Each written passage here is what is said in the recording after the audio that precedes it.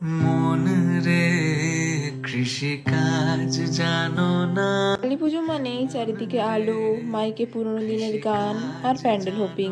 এটা ছিল সেদিনের ফার্স্ট প্যান্ডেল হোপিং, আর এর লোকেশন বেলদা কেশিয়ারি মোড়। রইল পতি। তারপর গেছিলাম সেকেন্ড প্যান্ডেল হপিং এ। এর লোকেশন ছিল বেলদা জৈন টেম্পলের ঠিক পাশেই। আর প্যান্ডেল হপিং করতে করতে খুব খিদে পেয়ে গেছিল, তাই গেছিলাম মিও আমরেতে। ওখান থেকে ফার্স্টে নিয়েছিলাম কাজু বরফি, দেন নিয়েছিলাম পনির স্টাফ। এরপর গেছিলাম থার্ড প্যান্ডেল হপিং এর জন্য, যার লোকেশন ছিল বেলদা বাস স্ট্যান্ড। তারপরে দাঁড়িয়ে জাস্ট কিছুক্ষণের জন্য সাংস্কৃতিক অনুষ্ঠান দেখছিলাম। এরপর আমরা গেছিলাম বেলদা থানার কালী পুজো দেখতে। আর এই সাইডটা ছিল সেলফি জোন। এটি হচ্ছে বেলদা থানার কালী মন্দির, আর এই মূর্তি ক্ষণস্থায়ী মূর্তি নয়, সারা বছর এইভাবেই পুজো করা হয়।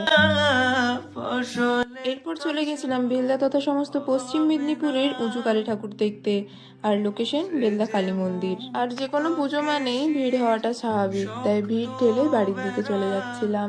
আজকের মতো এই পর্যন্তই, আবার দেখা হবে নতুন কোনো ভিডিওতে।